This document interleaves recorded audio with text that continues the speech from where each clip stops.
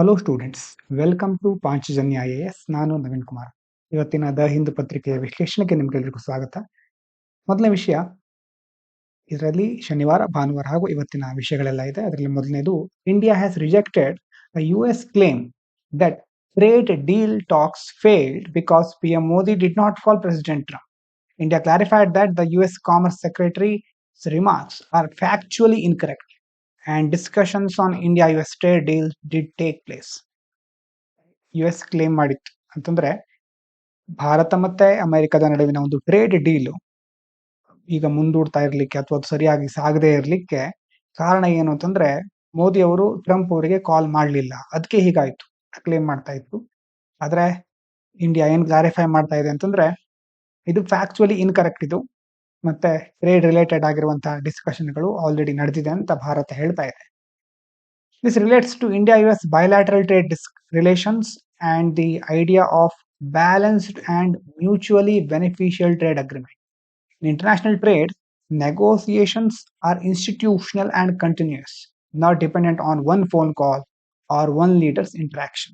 ಯಾವತ್ತು ಈಗ ಅಂತಾರಾಷ್ಟ್ರೀಯ ಸಂಬಂಧಗಳಲ್ಲಿ ಬೇರೆ ಬೇರೆ ದೇಶಗಳ ನಡುವಿನ ಒಂದು ವ್ಯವಹಾರ ಕೇವಲ ಒಂದು ಫೋನ್ ಕಾಲ್ ಅಥವಾ ನಾಯಕರು ಮಾತನಾಡ್ಕೊಂಡ್ರ ಅದ್ರ ಮೇಲೆ ಡಿಪೆಂಡ್ ಆಗಿರೋದಿಲ್ಲ. ಇದು ಬ್ಯಾಲೆನ್ಸ್ಡ್ ಮತ್ತೆ ಮ್ಯೂಚುವಲಿ ಬೆನಿಫಿಷಿಯಲ್ ಟ್ರೇಡ್ ಅಗ್ರಿಮೆಂಟ್, ಅದ್ರ ಮೇಲೆ ಫೋಕಸ್ ಮಾಡ್ತಾ ಇರ್ತೇವೆ ನಾವು. India's response shows strategic autonomy and diplomatic maturity. It avoids personalization of foreign policy and emphasizes long-term economic interest between two complementary economies, which is key for stable international relations. ಅಂದ್ರೆ ನಾವು ಯಾವತ್ತು ಹೇಗಿರ್ತೇವೆ ಅಂತಂದ್ರೆ, strategic autonomy. ಮೊದಲಿಂದಾನು ನಮಗೆ ಯಾವಾಗ ಬೇಕೋ ನಾವು ಅವಾಗ ಹತ್ರ ಆಗ್ತೇವೆ, ಬೇಡದ ಸಂದರ್ಭದಲ್ಲಿ ನಾವು ಸುಮ್ಮನೆ ಇರ್ತೇವೆ, ಅವಾಯ್ಡ್ ಮಾಡ್ತೇವೆ ನಾವು ಪರ್ಸನಲೈಸೇಷನ್ ಅನ್ನ. ಹಾಗಾಗಿ ಇಂಥ ದೇಶದ ಜೊತೆಗೆ ಮಾತ್ರ ನಾವು ಗುರುತಿಸ್ಕೊಳ್ಳಿಕ್ಕೆ ಯಾವತ್ತು ಹೋಗೋದಿಲ್ಲ, ಯಾಕಂದ್ರೆ ಅದು ನಮ್ಮ ಒಂದು ಕಾರ್ಯತಂತ್ರ. ಆ ಸ್ವಾಯತ್ತತೆಯನ್ನು ನಾವು ಮುಂದುವರ್ಸ್ಕೊಂಡು ಬರ್ತಾ ಇದ್ದೇವೆ. ಇದಾದ್ಮೇಲೆ Taliban appointed diplomat arrived in India to take charge the affairs at the Afghan embassy in New Delhi, Department of Affairs. India has allowed this step but has not recognized the Taliban government. Old Afghan flag and staff will continue for now. Taliban ನೇಮಿಸಿದಂತಹ ರಾಜತಾಂತ್ರಿಕ officer ಅಂತ ಹೇಳಬಹುದು, ಸಿಬ್ಬಂದಿ ಅಂತ ಹೇಳಬಹುದು, ಅವರು ನವದೆಹಲಿಯಲ್ಲಿರುವಂತಹ ಅಫ್ಘಾನ್ ರಾಯಭಾರ ಕಚೇರಿಯ ಹೊಣೆ ವಹಿಸಿಕೊಳ್ಳಿಕ್ಕೆ ಭಾರತ ಅನುಮತಿಸ್ತಾ ಇದೆ. ಅಂದ್ರೆ ಅವರು ಬಂದು ಇಲ್ಲಿ ಇನ್ವಾಲ್ವ್ ಆಗಬಹುದು, ಆದ್ರೆ ನಾವು ಅದರ ಅರ್ಥ ತಾಲಿಬಾನ್ ಆಡಳಿತಕ್ಕೆ ಫಾರ್ಮಲ್ ರೆಕಗ್ನಿಷನ್ ಕೊಟ್ಟಿದ್ದೇವೆ ಅಂತಲ್ಲ. ಹಾಗಾಗಿ ಫಂಕ್ಷನಲ್ ಎಂಗೇಜ್ಮೆಂಟ್ ಹೊರತು ಇದು ಔಪಚಾರಿಕ ಮಾನ್ಯತೆ ಅಲ್ಲ ಅಂತ ನಮ್ಗೆ ಗೊತ್ತಿರಬೇಕಾಗುತ್ತೆ. This is linked to diplomatic recognition versus diplomatic engagement. ನೋಡಿ, ಕರೆಕ್ಟ್ ಆಗಿ country may engage at a functional level. Functional level ಅಂತಂದ್ರೆ ವೀಸಾ ಇರಬಹುದು, ಎಂಬಸಿ ವರ್ಕ್ ಇರಬಹುದು, ಹ್ಯುಮ್ಯಾನಿಟೇರಿಯನ್ ಇಶ್ಯೂಸ್ ಇರಬಹುದು. ಇದಕ್ಕೆಲ್ಲ ನಾವು ಮುಂದೆ ಬಂದು ಸಹಾಯ ಮಾಡಬಹುದು without formally recognising a regime as the legitimate government. ಅಲ್ಲಿನ ತಾಲಿಬಾನ್ ಸರ್ಕಾರವನ್ನು ನಾವು ಒಪ್ಕೊಂಡಿದ್ದೇವೆ ಅಂತ ಅಲ್ಲ, ಆದ್ರೆ ನಾವು ಡಿಪ್ಲೊಮ್ಯಾಟಿಕ್ ಎಂಗೇಜ್ಮೆಂಟ್, ಡಿಪ್ಲೊಮ್ಯಾಟಿಕ್ ರೆಕಗ್ನಿಷನ್ ಎರಡರ ನಡುವೆ ಒಂದು ತೆಳುವಾದ ಗೆರೆ ಇದೆಯಲ್ವಾ, ಅದನ್ನ ಫಾಲೋ ಮಾಡ್ತಾ ಇದ್ದೇವೆ. India's approach reflects pragmatic diplomacy, keeping communication channels open to protect its interest and regional stability, while avoiding formal recognition of a regime that came to power by force. ಮುಖ್ಯವಾಗಿ ಪ್ರಾಗ್ಮ್ಯಾಟಿಕ್ ಡಿಪ್ಲೊಮ್ಯಾಸಿ. ಪ್ರಾಗ್ಮ್ಯಾಟಿಕ್ ಅಂತಂದ್ರೆ realistic ಅಂತ ಹೇಳ್ಬಹುದು, ಅಥವಾ ಪ್ರಾಯೋಗಿಕ, ವಾಸ್ತವಿಕ ಅಂತ ಸಹ ಹೇಳ್ಬಹುದು. ಕಮ್ಯುನಿಕೇಶನ್ ಚಾನೆಲ್ಗಳನ್ನ ಓಪನ್ ಆಗಿ ಇಟ್ಕೊಂಡಿದ್ದೇವೆ ನಮ್ಮ ಇಂಟ್ರೆಸ್ಟ್ ಮತ್ತೆ ರೀಜನಲ್ ಸ್ಟೆಬಿಲಿಟಿಯನ್ನ ಮೇಂಟೈನ್ ಮಾಡ್ಕೊಳ್ಳಿಕ್ಕೆ, ಆದ್ರೆ ಫಾರ್ಮಲ್ ರೆಕಗ್ನಿಷನ್ ಅನ್ನ ಅವಾಯ್ಡ್ ಮಾಡ್ತಾ ಇದ್ದೇವೆ. ಮುಂದಿನ ವಿಚಾರದ ಬಗ್ಗೆ ನೀವು ಕೇಳಿರಬಹುದು. UPSC has announced that all candidates must undergo face authentication at exam centers. This includes facial recognition, fingerprint, digital fingerprint capture, and QR code scanning to verify identity at entry points. UPSC ಈಗ ಪರೀಕ್ಷಾ ಕೇಂದ್ರಗಳಲ್ಲಿ face authentication, biometric ದೃಢೀಕರಣವನ್ನ ಕಡ್ಡಾಯಗೊಳಿಸ್ತಾ ಇದೆ. This relates to governance and technology in public administration. ಎಲ್ಲೆಲ್ಲಿ connect ಮಾಡಬಹುದು ನಾವು? ಸೊಸೈಟಿಯಲ್ಲಿ ಅಂತಂದ್ರೆ ಸೊಸೈಟಿಗಿಂತ ಸೋಷಿಯಲ್ ಜಸ್ಟಿಸ್, ಎಲ್ಲೆಲ್ಲಿ ಟೆಕ್ನಾಲಜಿ ಅಂತ ಬರುತ್ತಲ್ವಾ ಅಲ್ಲೂ ಯೂಸ್ ಮಾಡಬಹುದು. ಅದಕ್ಕಿಂತ ಹೆಚ್ಚಾಗಿ ಗವರ್ನೆನ್ಸ್ ಅಲ್ಲಿ ಈ ಗವರ್ನೆನ್ಸ್ ಪಾರ್ಟ್ ಅಲ್ಲಿ ನಾವು ಇದನ್ನ ಯೂಸ್ ಮಾಡ್ಕೋಬಹುದು. ಟೆಕ್ನಾಲಜಿಯನ್ನ ಹೇಗೆ ಅಡ್ಮಿನಿಸ್ಟ್ರೇಷನ್ ನಲ್ಲಿ ಉಪಯೋಗಿಸಿಕೊಳ್ಳುವುದು ಅನ್ನೋದ್ರ ಬಗ್ಗೆ ಇದನ್ನ ಮೆನ್ಷನ್ ಮಾಡಬಹುದು. Biometric authentication is use to improve transparency, efficiency and integrity in large scale public examination and recruitment. ಮುಖ್ಯವಾಗಿ ನಮಗೆ ಯಾವ್ಯಾವ ಗುರಿ ಇರುತ್ತೆ ಒಂದು ಎಕ್ಸಾಮ್ ನಡಿಬೇಕಾದ್ರೆ ಅಂತಂದ್ರೆ ಟ್ರಾನ್ಸ್ಪರೆನ್ಸಿ, ಪಾರದರ್ಶಕವಾಗಿ ನಡಿಬೇಕು, ಎಫಿಷಿಯಂಟ್ ಆಗಿರಬೇಕು, ಮತ್ತೆ ಇಂಟಿಗ್ರಿಟಿ ಅಲ್ಲಿ ಕರೆಕ್ಟ್ ಆಗಿರಬೇಕು. ಇದೆಲ್ಲ ಇದ್ದಾಗ ಆ ಒಂದು ವ್ಯವಸ್ಥೆಯ ಮೇಲೆ ಟ್ರಸ್ಟ್ ಇರುತ್ತೆ. ಇಲ್ಲದೆ ಇದ್ರೆ ಆ ವ್ಯವಸ್ಥೆ ಮೇಲೆ ನಂಬಿಕೆ ಕಳೆದು ಹೋಗುತ್ತೆ. ಪರೀಕ್ಷಾ ವ್ಯವಸ್ಥೆಗಳ ಮೇಲೆ ನಂಬಿಕೆ ಕಳೆದು ಹೋದ್ರೆ ಯುವಕರು ನಿರಾಶರಾಗ್ತಾರೆ. ಈ ಕಡೆ ಪ್ರೈವೇಟ್ ಸೆಕ್ಟರ್ ಮತ್ತೆ ಪಬ್ಲಿಕ್ ಸೆಕ್ಟರ್ ಎರಡೂ ಕಡೆ ಸಹ ಒಂದು ಅನಿಶ್ಚಿತತೆಯ ಒಂದು ವಾತಾವರಣ ನಿರ್ಮಾಣ ಆಗ್ತಾ ಹೋಗುತ್ತೆ. The move aims to prevent impersonation, cheating and fraud, strengthen trust in the examination system and ensure fairness and credibility in one of India's most important competitive exams. Impersonation, ಇನ್ನೊಬ್ಬರ ಹೆಸರು ಹೇಳಿ ಮತ್ತೊಬ್ರು ಬಂದು ಎಕ್ಸಾಮ್ ಬರೆಯೋದಿರಬಹುದು, ಚೀಟಿಂಗ್ ಮಾಡೋದು, fraud ಮಾಡೋದು, ಇದನ್ನೆಲ್ಲ ಕಡಿಮೆ ಮಾಡಲಿಕ್ಕೆ ಟ್ರಸ್ಟ್ ಬಿಲ್ಡ್ ಮಾಡೋದು, ಮೊದಲೇ ಹೇಳಿದಾಗೆ ನ್ಯಾಯಯುತವಾಗಿ ಎಕ್ಸಾಮ್ ಅನ್ನ ನಡೆಸೋದು, ಫೇರ್ನೆಸ್ ಆಗಿ, ಕ್ರೆಡಿಬಿಲಿಟಿ ವಿಶ್ವಾಸಾರ್ಹತೆಯನ್ನು ಹೆಚ್ಚು ಮಾಡೋದು. ಅದರಲ್ಲೂ ಇಂಥ ಎಕ್ಸಾಮ್ಗಳೆಲ್ಲ ಬಹಳ ಇಂಪಾರ್ಟೆಂಟ್ ಆಗಿರುತ್ತೆ, UPSC ನಡೆಸುವಂತ ಎಕ್ಸಾಮ್ಗಳು. ಇನ್ನು ISRO said that Aditya L1 mission has helped scientist understand how solar storms affect Earth's magnetic field. Using data from major solar storm in 2024, ISRO decoded how solar plasma disturbed Earth's magnetic shield. ಸೌರ ಬಿರುಗಾಳಿ ಅಂತ ಹೇಳ್ಬೋದು ನಾವು. ಸೌರ ಅಂತಂದ್ರೆ solar storm ಭೂಮಿಯ ಕಾಂತಕ್ಷೇತ್ರದ ಮೇಲೆ ಯಾವ ತರ ಪ್ರಭಾವ ಬೀರುತ್ತೆ ಅಂತ ಅರ್ಥ ಮಾಡ್ಕೊಳ್ಳಿಕ್ಕೆ ಇಸ್ರೋದ ಆದಿತ್ಯ L1 ಮಿಷನ್ ನೆರವು ಮಾಡ್ತಾ ಇದೆ. ಅಂದ್ರೆ ಅದರಿಂದ ಸಹಾಯ ಆಗ್ತಾ ಇದೆ. ನೀವು ಜಿಯೋಗ್ರಫಿಯಲ್ಲಿ ಕೇಳಿರ್ತೀರಿ ಭೂಮಿಯ ಮ್ಯಾಗ್ನೆಟಿಕ್ ಫೀಲ್ಡ್ ಯಾವ ತರ ಇದೆ, ಮತ್ತೆ ಅರೋರಾ ಆಸ್ಟ್ರಾಲಿಸ್, ಅರೋರಾ ಬೋರಿಯಾಲಿಸ್ ಈ ಒಂದು ಟರ್ಮ್ಗಳ ಬಗ್ಗೆ ಸಹ ನೀವು ಕೇಳಿರ್ಬಹುದು. ಸೂರ್ಯನಿಂದ ಮ್ಯಾಗ್ನೆಟಿಕ್ ಫೀಲ್ಡ್ ಅಥವಾ ಸೋಲಾರ್ ವಿಂಡ್ಸ್ ಎರಡು ಹೇಗೆ ಇಂಟರಾಕ್ಷನ್ ಆಗುತ್ತೆ, ಸೋಲಾರ್ ಸ್ಟಾರ್ಮ್ಗಳು ಎಲ್ಲದರ ಬಗ್ಗೆ ಸ್ವಲ್ಪ ಡೀಟೇಲ್ ಆಗಿ ನೋಡ್ಕೋಬೇಕು. ಇದ್ರ ಬಗ್ಗೆ ಸ್ಟ್ಯಾಟಿಕ್ ಪ್ಲಸ್ ಈಗ ಕರೆಂಟ್ ಅಫೇರ್ಸ್ ಲಿಂಕ್ ಮಾಡಿ ಕ್ವಶನ್ಗಳು ಬರುವ ಸಾಧ್ಯತೆ ಇದೆ. This is link to earth's magnetosphere and space weather. Magnetosphere ಏನ್ ಮಾಡುತ್ತೆ, it protects earth from harmful solar radiation. ನಮ್ಮ ಭೂಮಿಯ ಕಾಂತಕ್ಷೇತ್ರ ಅಂತ ಹೇಳ್ಬಹುದು, ಅದು ಸೂರ್ಯನಿಂದ ಬರುವಂತಹ ಹಾರ್ಮ್ಫುಲ್ ಸೋಲಾರ್ ರೇಡಿಯೇಷನ್ ಇಂದ ಭೂಮಿಯನ್ನ ಪ್ರೊಟೆಕ್ಟ್ ಮಾಡುತ್ತೆ. ಆದ್ರೆ ಸೋಲಾರ್ ಸ್ಟಾರ್ಮ್ ಅಂತಂದ್ರೆ plasma eruption from the sun can temporary disturb the protective shield. Temporary ಆಗಿ ಆ ಪ್ರೊಟೆಕ್ಟಿವ್ ಶೀಲ್ಡ್ ಅನ್ನ ಡಿಸ್ಟರ್ಬ್ ಮಾಡಬಹುದು. ಪ್ಲಾಸ್ಮಾ ಎರಪ್ಷನ್ ಸೂರ್ಯನಿಂದ ಬರುವಂತದ್ದು. ಮುಖ್ಯವಾಗಿ understanding solar storm helps protect satellites, GPS, communication systems and power grids and improves early warning systems for space weather, which is crucial for modern technology dependent societies. ಇದನ್ನ ಅಧ್ಯಯನ ಮಾಡೋದ್ರಿಂದ ನಮ್ಗೇನು ಉಪಯೋಗ? Solar storm ಇರಬಹುದು. ಎಷ್ಟೋ ಸಾರಿ ನಮ್ಗನ್ಸುತ್ತಲ್ವಾ, ಈಗ ದೊಡ್ಡ ದೊಡ್ಡ ಸ್ಯಾಟಲೈಟ್ ಅನ್ನ ಕಳಿಸ್ತಾ ಇರ್ತಾರೆ, ನಿಜವಾಗ್ಲೂ ಅದು ನಮಗೆ ಅದರಿಂದ ಏನಾದ್ರೂ ಉಪಯೋಗ ಇದೆಯಾ ಅಥವಾ ಕೇವಲ ಜಸ್ಟ್ ಸೈಂಟಿಫಿಕ್ ಎಕ್ಸ್ಪ್ಲೋರೇಷನ್ ಅದು ನೋಡಿದ್ರೆ ಅದರಿಂದ ಉಪಯೋಗಗಳಿದೆ. ಸೋಲಾರ್ ಸ್ಟಾರ್ಮ್ಗಳನ್ನ ಅರ್ಥ ಮಾಡ್ಕೊಳ್ಳೋದ್ರಿಂದ ನಮ್ಮ GPS ವ್ಯವಸ್ಥೆ ಇರಬಹುದು, ಪವರ್ ಗ್ರಿಡ್ಸ್ ಇರಬಹುದು, ಕಮ್ಯುನಿಕೇಶನ್ ಸಿಸ್ಟಮ್, ಅರ್ಲಿ ವಾರ್ನಿಂಗ್ ಸಿಸ್ಟಮ್ಗಳು ಬಹಳ ಇಂಪಾರ್ಟೆಂಟ್ ವೆದರ್ಗೆ ಸಂಬಂಧಪಟ್ಟ ಹಾಗೆ. ಹಾಗಾಗಿ ಇದೆಲ್ಲವನ್ನ ಇಂಪ್ರೂವ್ ಮಾಡ್ಲಿಕ್ಕೆ ಹೆಲ್ಪ್ ಮಾಡುತ್ತೆ. ಮಾಡರ್ನ್ ಟೆಕ್ನಾಲಜಿ ಇತ್ತೀಚಿನ ದಿನಗಳಲ್ಲಿ ನಾವು ಬಳಕೆ ಮಾಡ್ತಾ ಇರೋದೆಲ್ಲ ಇಂತಹ ಹಲವಾರು ವಿಷಯಗಳ ಮೇಲೆ ನಿರ್ಧಾರಿತವಾಗಿರುತ್ತೆ.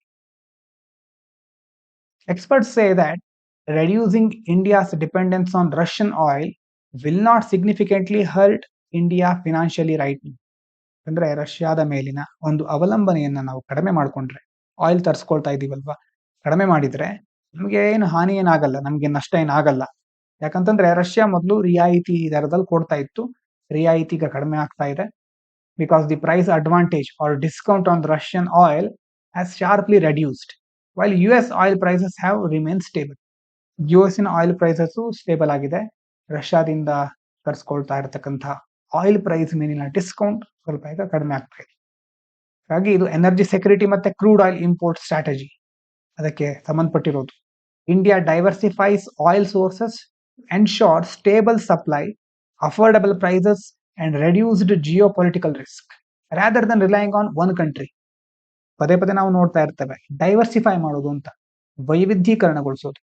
ಕೇವಲ ಒಂದು ದೇಶದ ಮೇಲೆ ಡಿಪೆಂಡ್ ಆಗದೆ ನಮ್ಮ ಸೋರ್ಸ್ ಅನ್ನ ಬೇರೆ ಬೇರೆ ಕಡೆಯಿಂದ ನಾವು ಅದನ್ನ ತರಿಸ್ಕೊಳ್ಳೋದಿರ್ಬೋದು. ಇಲ್ಲಿ ಆಯಿಲ್ ಇದೆ, ಹಾಗಾಗಿ ನಾವು ಅದರ ಮೇಲೆ ರಷ್ಯಾದ ಮೇಲೆ ಮಾತ್ರ ಡಿಪೆಂಡ್ ಆಗದೆ ಬೇರೆ ಕಡೆ ಸಹ ನಾವು ಮುಖ ಮಾಡಬೇಕಾಗುತ್ತೆ.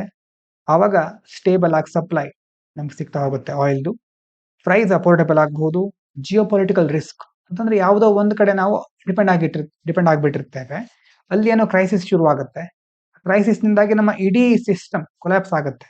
ಆ ಜಿಯೋ ಪೊಲಿಟಿಕಲ್ ರಿಸ್ಕ್ ಅನ್ನ ಕಡಿಮೆ ಮಾಡ್ಲಿಕ್ಕೆ ಸಹ ಸಾಧ್ಯ ಆಗುತ್ತೆ ಒಂದು ವೇಳೆ ನಾವು ಡೈವರ್ಸಿಫೈ ಮಾಡಿದ್ರೆ. The US and Venezuela have begun talks to restore diplomatic ties after the capture of President Nicolas Maduro. US diplomats visited Caracas, Caracas to discuss reopening embassies, marking a thaw in relations. ಹೀಗೆ ಹೇಳ್ಬೋದು ಅಂದ್ಕೊಂಡಿದ್ದೇನೆ, ಕ್ಯಾರಾಕಸ್ ಅಂತ. ನೋಡೋಣ. US ಮತ್ತೆ ವೆನೆಜುವೆಲಾ ಒಂದ್ಸಾರಿ ಈಗ ಅಲ್ಲಿನ ಅಧ್ಯಕ್ಷರನ್ನ ಬಂಧಿಸಿ ಎಲ್ಲ ಮಾಡಿ ಮುಗಿದ್ಮೇಲೆ ಈಗ ಮತ್ತೆ ಅಮೆರಿಕ ಮೊದಲಿನ ತರಾನೇ ರಾಜತಾಂತ್ರಿಕ ಸಂಬಂಧಗಳನ್ನ ಮರುಸ್ಥಾಪನೆ ಮಾಡೋದು, ಎಂಬಸಿಗಳನ್ನ ರಿಓಪನ್ ಮಾಡೋದು, ಅದಕ್ಕೆಲ್ಲ ಮುಂದಾಗ್ತಾ ಇದೆ. This relates to diplomatic relations and recognition of government. States may suspend or restore ties based on political changes, legitimacy claims, and strategic interests like energy security. ದೇಶಗಳು ಯಾವ ಸಂದರ್ಭದಲ್ಲಿ ಬೇಕಾದರೂ ತಮ್ಮ ನಿಲುವನ್ನ ಬದಲಾಯಿಸಿಕೊಳ್ಬಹುದು. ಬದಲಾವಣೆ ಆಗ್ತಾ ಇರಬಹುದು, ನ್ಯಾಯಸಮ್ಮತತೆ ತಮ್ಮ ಸ್ಟ್ರಾಟಜಿಕ್ ಇಂಟ್ರೆಸ್ಟ್ಗಳ ಆಧಾರದ ಮೇಲೆ ಹೇಗೆ ಚೇಂಜ್ ಮಾಡ್ಕೊಳ್ಳುತ್ತೆ ತಮ್ಮ ಸ್ಟ್ರಾಟಜಿಯನ್ನ ಅಥವಾ ತಮ್ಮ ನಡೆಯನ್ನ ಅಂತ ನಮ್ಗೆ ಇಲ್ಲಿ ಗೊತ್ತಾಗ್ತಾ ಹೋಗುತ್ತೆ. The move is driven largely by Venezuela's vast oil reserves. It shows how geopolitics and energy interests often shape foreign policy decisions more than ideological differences. ಕೊನೆಗೂ ನಾವು ನೋಡೋದೇನು, ನಮಗೆ ಎಲ್ಲಿ ಲಾಭ ಸಿಗುತ್ತೆ, ಅದು ಮಾನಸಿಕವಾಗಿ ಅಥವಾ ಈಗ ಆರ್ಥಿಕವಾಗಿ ಯಾವುದೋ ಒಂದು ರೀತಿಯಲ್ಲಿ. ಇಲ್ಲಿ ಅಮೆರಿಕಕ್ಕೇನೋ ಅಲ್ಲಿನ ವಾಸ್ಟ್ ದೊಡ್ಡ ಪ್ರಮಾಣದ ಆಯಿಲ್ ರಿಸರ್ವ್ಗಳು ಬೇಕು, ಅದನ್ನ ಹೇಗಾದ್ರೂ ಕ್ಯಾಪ್ಚರ್ ಮಾಡ್ಕೋಬೇಕು ಅಂತ. ಹಾಗಾಗಿ ಐಡಿಯಾಲಜಿಕಲ್ ಡಿಫರೆನ್ಸ್ ಏನೇ ಇರಲಿ, ನಮ್ಮ ದೇಶದಲ್ಲೂ ಈಗ ರಾಜಕಾರಣಿಗಳು ಕೆಲವೊಂದು ಪಕ್ಷಕ್ಕೆ ಸೇರ್ಕೊಂಡಿರ್ತಾರೆ, ಆದ್ರೆ ಮಂತ್ರಿ ಸ್ಥಾನಕ್ಕೋಸ್ಕರ ಪಕ್ಷಾಂತರ ಬೇರೆ ಪಕ್ಷಕ್ಕೆ ಹಾರ್ತಾರೆ. ತುಂಬಾ ರೀತಿಯ ಬೇರೆ ಬೇರೆ ರೀತಿ ಘಟನೆಗಳನ್ನ ನೋಡಿದ್ದನ್ನ ನಾವು ನೋಡ್ತೇವೆ. ಅವರಿಗೆ ಐಡಿಯಾಲಜಿ ಮುಖ್ಯ ಅಲ್ಲ, ತಾವು ನಂಬಿಕೊಂಡು ಬಂದಿರುವಂತಹ ಸಿದ್ಧಾಂತ ಮುಖ್ಯ ಅಲ್ಲ, ಅಧಿಕಾರ ಮುಖ್ಯ, ಹಣ ಮುಖ್ಯ ಅಂತ ಅದರಿಂದ ಗೊತ್ತಾಗತ್ತೆ. ಅದೇ ರೀತಿ ದೊಡ್ಡ ದೊಡ್ಡ ದೇಶಗಳು ಸಹ ಹಾಗೆ. ಆ ದೇಶದ ಐಡಿಯಾಲಜಿ ಏನೇ ಇರಲಿ, ಯಾವುದೇ ರೀತಿ ಇರಲಿ, ನಮಗೆ ಲಾಭ ಆಗುತ್ತೆ ಅಂತಂದ್ರೆ ಆ ಐಡಿಯಾಲಜಿನ ಬಿಟ್ಟು ಮುಖ್ಯವಾಗಿ ತಮ್ಮ ಇಂಟ್ರೆಸ್ಟ್ ಮೇಲೆ ಫೋಕಸ್ ಮಾಡುತ್ತೆ. ಇನ್ನು the Indian government plans to seek access to the source code of smartphones sold in India as part of new security and vulnerability analysis measures. Tech companies have raised concerns over data access and confidentiality. ನಮ್ಮ ದೇಶದಲ್ಲಿ ಯಾವ smart ಫೋನ್ಗಳು ಮಾರಾಟ ಆಗುತ್ತೋ ಅದರ source code ಅಂತಂದ್ರೆ ಹೇಗೆ ತಯಾರು ಮಾಡಿದ್ದಾರೆ, ಒಳಗಡೆ ಸೋರ್ಸ್ ಕೋಡ್ ಇರುತ್ತೆ, ಅದನ್ನ ಪಡಿಲಿಕ್ಕೆ ಭಾರತ ಸರ್ಕಾರ ಯೋಚನೆ ಮಾಡ್ತಾ ಇದೆ. ರಾಷ್ಟ್ರೀಯ ಭದ್ರತೆ ದೃಷ್ಟಿಯಿಂದ ನಾವು ಈ ತರ ಮಾಡ್ತಾ ಇದ್ದೇವೆ ಅಂತ ಹೇಳುತ್ತೆ ಸರ್ಕಾರ. ಆದ್ರೆ ಟೆಕ್ ಕಂಪನಿಗಳೆಲ್ಲ ಇದು ಸರಿಯಲ್ಲ, ಡೇಟಾ ಆಕ್ಸೆಸ್ ಎಲ್ಲ ಕೊಡ್ಲಿಕ್ಕೆ ಆಗೋದಿಲ್ಲ, ಕೆಲವೊಂದು ಕಾನ್ಫಿಡೆನ್ಷಿಯಲ್ ಆಗಿರುತ್ತೆ ಅಂತವ್ರು ಹೇಳ್ತಾ ಇದ್ದಾರೆ. This is linked to cyber security, digital sovereignty and regulation of big tech. Governments may set security standards to detect malware, prevent spying and protect national security in digital devices. ಅಂತಂದ್ರೆ ಎಷ್ಟೋ ಡಿವೈಸ್ಗಳಲ್ಲಿ ಅದು ಬೇರೆ ಬೇರೆ ದೇಶಗಳಿಂದ ಬಂದಿರಬಹುದು, ಅದನ್ನ ಮಾಲ್ವೇರ್ ಇದೆಯಾ, ಅದರಲ್ಲಿ ಹಾನಿಕಾರಕ ಅಂಶ ಇದೆಯಾ ಏನಾದ್ರು, ಮತ್ತೆ ಡಿಜಿಟಲ್ ಸಾವರ್ನಿಟಿ, ನಮ್ಮ ದೇಶದಲ್ಲಿ ಅದು ಮಾರಾಟ ಆಗ್ತಿದೆ ಅಂದಮೇಲೆ ನಮ್ಮ ದೇಶದಲ್ಲಿ ಅದಕ್ಕೆ ಸಾರ್ವಭೌಮತೆ ನಮ್ಗಿರ್ಬೇಕು ಅಲ್ವಾ, ಅದು ಹೇಗೆ ನಡೀತಾ ಇದೆ ತಿಳ್ಕೊಳ್ಳುವಂತ ಅಧಿಕಾರ ನಮಗಿದೆ ಅಂತ ಸರ್ಕಾರದ ವಾದ. ಮಾಲ್ವೇರ್ ಡಿಟೆಕ್ಟ್ ಮಾಡೋದು, ಮತ್ತೆ ಸ್ಪೈಯಿಂಗ್ ಗೂಢಚಾರಿಕೆಯನ್ನು ತಪ್ಪಿಸೋದು, ನ್ಯಾಷನಲ್ ಸೆಕ್ಯೂರಿಟಿನ ಪ್ರೊಟೆಕ್ಟ್ ಮಾಡೋದು ಎಲ್ಲವನ್ನ ಸರ್ಕಾರ ಉದ್ದೇಶವಾಗಿ ಇಟ್ಕೊಂಡಿದೆ. Issue highlights the balance between national security and privacy or business concerns.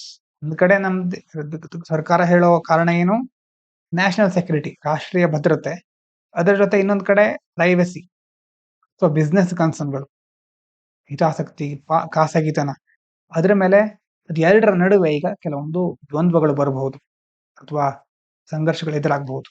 While source code access can strengthen cyber security, it also raises fears about intellectual property protection and user privacy, making regulation sensitive and complex.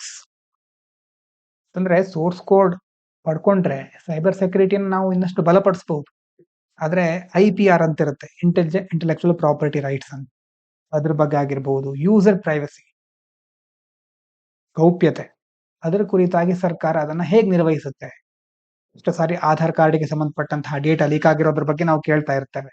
ಸರ್ಕಾರದ ಕೈಗೆ data ಕೊಟ್ರೆ ಅದು ಮಾರಾಟ ಮಾಡ್ಕೊಂಡ ಹಾಗೆ ನಾವು ಅನ್ನೋ ರೀತಿಯ ಒಂದು ಅಭಿಪ್ರಾಯಗಳು ಇದೆ. ಹಾಗಾಗಿ ಸರ್ಕಾರ ಅದನ್ನು ಸರಿಯಾಗಿ ನಿರ್ವಹಿಸುತ್ತಾ ಅನ್ನುವಂತಹ ಕನ್ಸರ್ನ್ಗಳಿದೆ.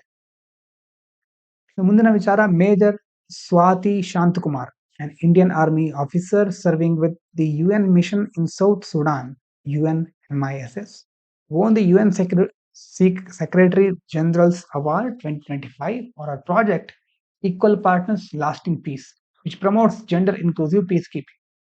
ದಕ್ಷಿಣ ಸುಡಾನ್ನಲ್ಲಿ ವಿಶ್ವಸಂಸ್ಥೆಯ ಒಂದು ಮಿಷನ್ ನಲ್ಲಿ ಸೇವೆ ಸಲ್ಲಿಸ್ತಾ ಇರುವಂತಹ ಮೇಜರ್ ಸ್ವಾತಿ ಶಾಂತಕುಮಾರ್ ಅವರಿಗೆ UN ಸೆಕ್ರೆಟರಿ ಜನರಲ್ ಅವಾರ್ಡ್ ದೊರೆತಿದೆ. ಅಲ್ಲಿ ಅವರು ಮಾಡಿದಂತಹ ಉತ್ತಮ ಕಾರ್ಯಕ್ಕಾಗಿ ಈ ಒಂದು ಪ್ರಶಸ್ತಿ ಕೊಟ್ಟಿದ್ದಾರೆ.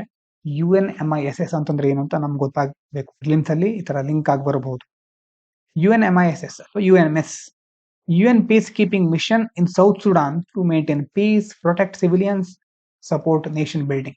ದಕ್ಷಿಣ ಸುಡಾನ್ನಲ್ಲಿ ಶಾಂತಿ ಕಾಪಾಡಲಿಕ್ಕೆ, ನಾಗರಿಕರನ್ನು ರಕ್ಷಿಸಲಿಕ್ಕೆ, ರಾಷ್ಟ್ರ ನಿರ್ಮಾಣಕ್ಕೆ ಬೆಂಬಲ ನೀಡಲಿಕ್ಕೆ ಸ್ಥಾಪನೆ ಮಾಡಿದಂತಹ ಒಂದು ಮಿಷನ್ ಇದು. ಭಾರತಕ್ಕೆ ಇದಕ್ಕೆ ಅತಿ ಹೆಚ್ಚು ಸೈನಿಕರನ್ನು ಸಹ ಕಳಿಸ್ತಾ ಇರುತ್ತೆ. ನಮ್ಮ ಸಾಫ್ಟ್ ಪವರ್ ನಾವು ನೋಡ್ತೀವಲ್ವಾ, ಸಾಫ್ಟ್ ಪವರ್ ಅಂತಂದ್ರೆ ಮಿಲಿಟರಿ ಇಕಾನಮಿ ಅದನ್ನ ಯೂಸ್ ಮಾಡದೆ ಬೇರೆ ರೀತಿಯ ಅಂಶಗಳನ್ನು ಯೂಸ್ ಮಾಡಿಕೊಂಡು ನಮ್ಮ ಪ್ರಭಾವವನ್ನು ಹೆಚ್ಚು ಮಾಡೋದು, ಜಾಗತಿಕ ಪ್ರತಿಷ್ಠೆಯನ್ನು ಹೆಚ್ಚು ಮಾಡ್ತಾ ಹೋಗೋದು. India is one of the largest troop contributing countries to UN peacekeeping, helps India build soft power and global good will.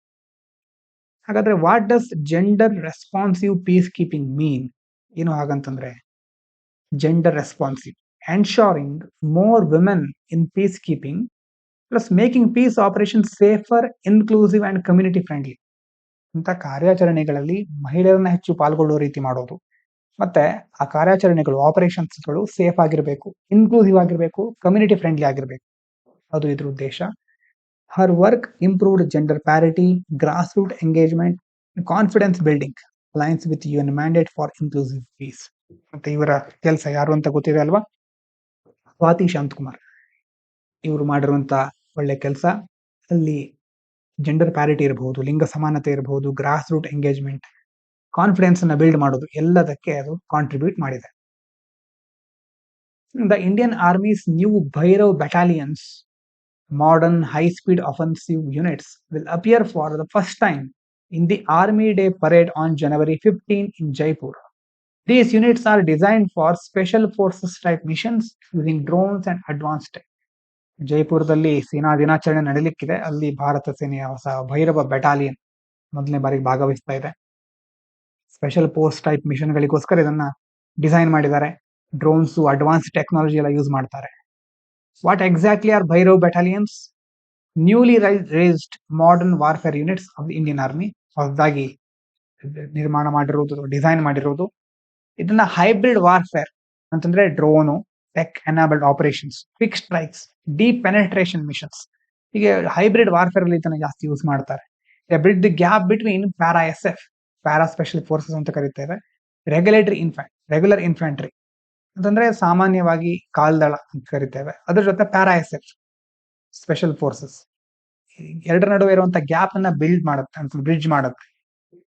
Why are the important? ಯಾಕೆ ಇಂಪಾರ್ಟೆಂಟ್ ಅಂತಂದ್ರೆ modern conflicts need fast tech heavy units, not slow traditional formation.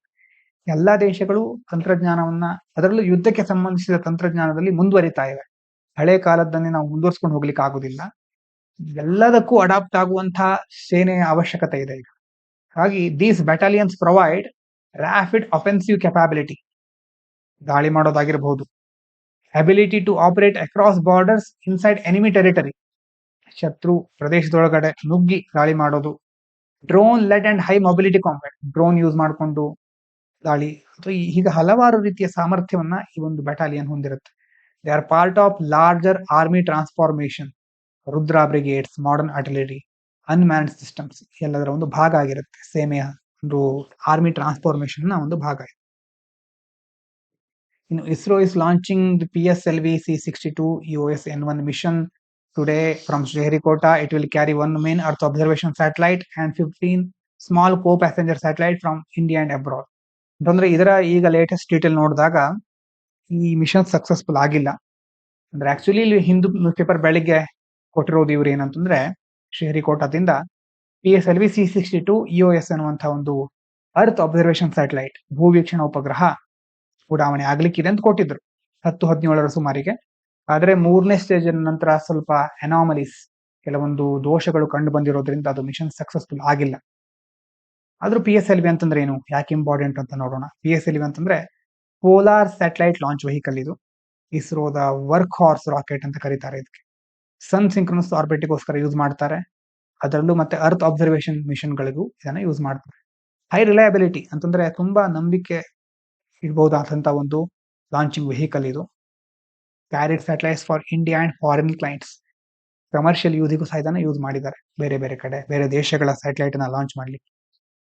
ಈ ಒಂದು satellite EOS-N1 ಅಂತ ಇದೆಯಲ್ವಾ, ಇದು earth observation.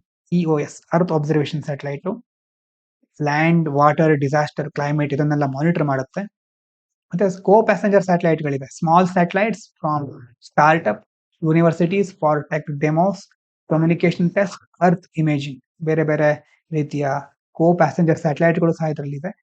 Deployment ಆದ್ಮೇಲೆ rocket stage will ಡಿಬೂಸ್ಟ್ and ರೀ enter, reducing space debris. ಒಂದ್ ವೇಳೆ ಸಕ್ಸಸ್ಫುಲ್ ಆಗಿದ್ರೆ ಮತ್ತೆ ರೀ ಎಂಟರ್ ಆಗುತ್ತೆ ಇದು, ಸ್ಪೇಸ್ ಡೆಬ್ರಿಯನ್ನ ಕಡಿಮೆ ಮಾಡಲಿಕ್ಕೆ. Align with global responsible space norms. Responsible space norm ಅನ್ನ ನಾವು ಸಹ ಫಾಲೋ ಮಾಡ್ಲಿಕ್ಕೆ ಇದರಿಂದ ಹೆಲ್ಪ್ ಆಗ್ತಾ ಇತ್ತು. ಆದ್ರೆ ಮಿಷನ್ ನಲ್ಲಿ ಕೆಲವು ತೊಂದರೆಗಳು ಬಂದಿರೋದ್ರಿಂದ ಸಕ್ಸಸ್ಫುಲ್ ಆಗಿಲ್ಲ ಅಂತ ನ್ಯೂಸ್ ಇದೆ.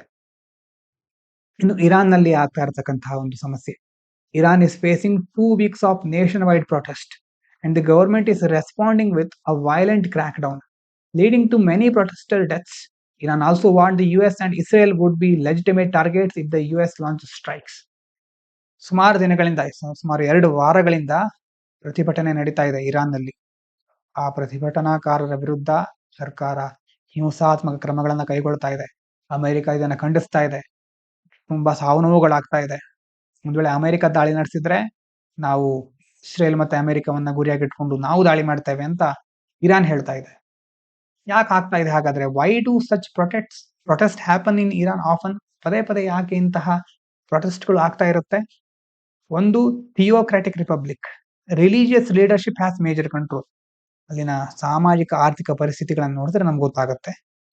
ಧಾರ್ಮಿಕ ಪ್ರಭುತ್ವ, ಸುಪ್ರೀಂ ಲೀಡರ್ ಅಲ್ಲಿ ಧಾರ್ಮಿಕ ನಾಯಕರಾಗಿರ್ತಾರೆ.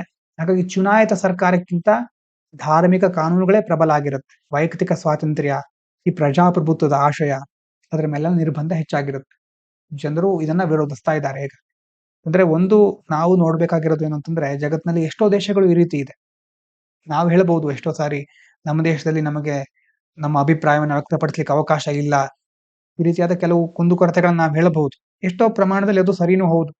ಆದ್ರೆ ಬೇರೆ ಕಡೆ ಹೋಲಿಸಿದ್ರೆ, ಎಷ್ಟೋ ಕಡೆ ಹೋಲಿಕೆ ಮಾಡಿದ್ರೆ ನಾವಿರುವಂತಹ ವಾತಾವರಣ ಚೆನ್ನಾಗಿದೆ, ಇನ್ನಷ್ಟು ಅಭಿವೃದ್ಧಿ ಆಗ್ಲಿಕ್ಕೆ ಅವಕಾಶನೂ ಇದೆ, ಸಮಸ್ಯೆಗಳನ್ನು ನಿವಾರಿಸಲಿಕ್ಕೆ ನಮಗೆ ಸ್ವಾತಂತ್ರ್ಯನೂ ಇದೆ.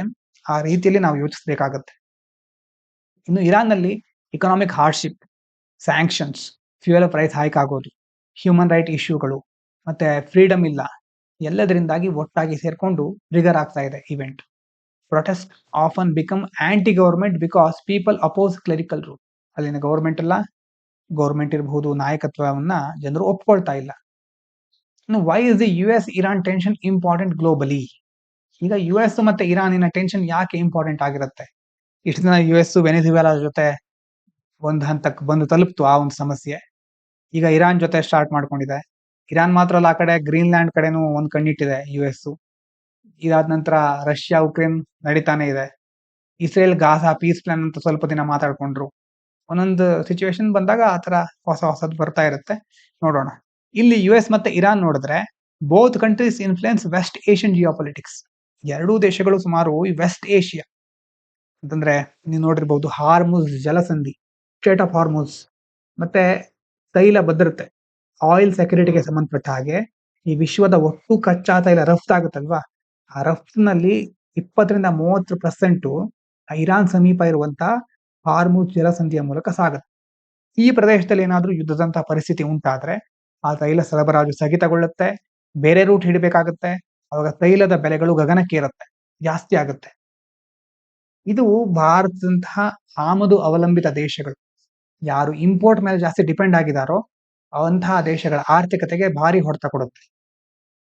ಮತ್ತೆ ಇರಾನ್ ಆ ಒಂದು ಪ್ರಾಂತ್ಯದಲ್ಲಿ ಬಹಳ ಪ್ರಬಲವಾದಂತಹ ಶಕ್ತಿ. ಸಿರಿಯಾ, ಲೆಬನಾನ್, ಯಮನ್ ಅಂತ ದೇಶಗಳಲ್ಲಿ ಸಹ ತನ್ನ ಪ್ರಭಾವನ ಹೊಂದಿದೆ. ಅಮೆರಿಕ ಈ ಕಡೆ ಇಸ್ರೇಲ್ ಮತ್ತೆ ಸೌದಿ ಅರೇಬಿಯಾ ದೇಶದಂತಹ ದೇಶಗಳ ಮಿತ್ರ. ಈಗ ಯುಎಸ್ ಇರಾನ್ ನಡುವೆ ಏನಾದ್ರೂ ಸಂಘರ್ಷ ಎದುರಾದ್ರೆ ಇಡೀ ಪಶ್ಚಿಮ ಏಷ್ಯಾದಲ್ಲಿ ಯುದ್ಧದಂತಹ ಸಿಚುವೇಶನ್ ಉಂಟಾಗಬಹುದು. ಮತ್ತೆ ಇರಾನ್ ತನ್ನ ಎಚ್ಚರಿಕೆ ಅಂತ ಏನ್ ಹೇಳ್ತಾ ಇದೆ ಅಂತಂದ್ರೆ, ಇಸ್ರೇಲ್ ಕಡೆ ನಾವು ಟಾರ್ಗೆಟ್ ಇಟ್ಕೊಂಡಿದ್ದೇವೆ ಅಂತ ಇರಾನ್ ಹೇಳ್ತಾ ಇರೋದು ಆ ಒಂದು ಪ್ರದೇಶದ ಭದ್ರತೆಗೆ ದೊಡ್ಡ ಸವಾಲಾಗ್ಬಿಟ್ಟಿದೆ. ಇಸ್ರೇಲ್ ಇರಾನ್ ನಡುವೆ ಒಂದು ವೇಳೆ ಶೀತಲ ಸಮರ ಇರೋದು ಸಂಘರ್ಷಕ್ಕೆ ತಿರುಗ್ಬಿಟ್ರೆ ಅದು ವಿಶ್ವಸಂಸ್ಥೆಗೂ ದೊಡ್ಡ ತಲೆನೋವು ಹೌದು, ಮತ್ತೆ ಎಲ್ಲಾ ದೇಶಗಳಿಗೂ ಎಫೆಕ್ಟ್ ಆಗ್ತಾ ಹೋಗುತ್ತೆ. ಇವಿಷ್ಟು ಇವತ್ತಿನ ಮುಖ್ಯವಾದ ವಿಚಾರಗಳು. ಎಲ್ರಿಗೂ ಧನ್ಯವಾದಗಳು. ಇದು ಪಾಂಚಜನ್ಯ IAS.